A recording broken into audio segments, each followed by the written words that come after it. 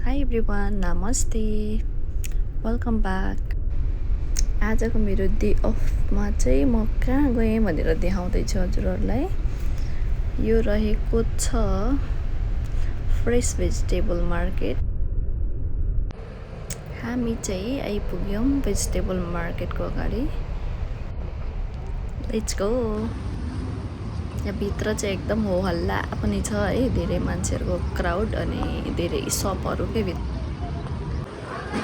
Finally हामी enter गऱ्यौँ अनि यहाँ पस्ने बित्तिकैदेखि सपहरू छ कि यति धेरै सपहरू, अनि सबैले चाहिँ बोलाउनुहुन्छ कि मेरो फोटो लानु भने जस्तो गरेर। यहाँबाट चाहिँ है गएपछि होइन धेरै नै उठाउनु पर्छ भन्ने हुँदैन, आफूलाई जति चाहिन्छ त्यति पनि ल्याउन सक्नुहुन्छ।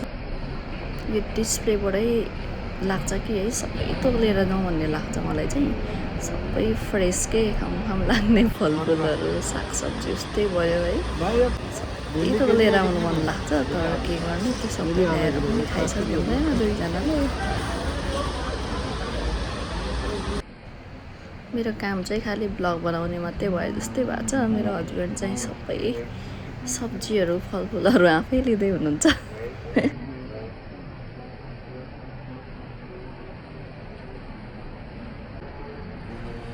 हामी चाहिँ अलवर्का बस्छौँ है। अलवर्काबाट यहाँ रसलकोट जानु चाहिँ त्यति टाइम पनि लाग्दैन कि, 10-15 मिनटमा पुगिन्छ। अनि हामी चाहिँ प्रायः यहीँबाट सब्जीहरू लिएर आउने गरेको छ। यहाँ दुबईमा हुने हजुरहरूलाई त थाहै होला यो मार्केट है। थाहा नहुनेहरूले चाहिँ यो भिडियो हेरेर जानु होला, एकदम राम्रो फ्रेस सब्जीहरू खान पाइन्छ।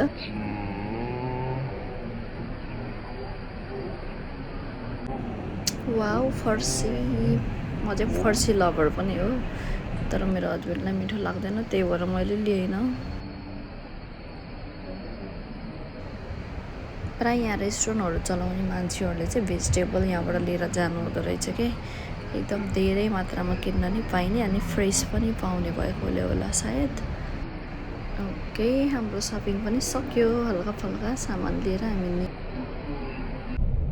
बाहिरबाट देख्न सक्नुहुन्छ यो एकदम ठुलो एरियामा छ अनि भित्र पनि धेरै ठुलो छ कि।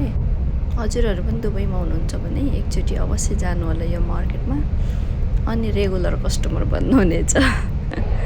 हामी जस्तै है बुढो।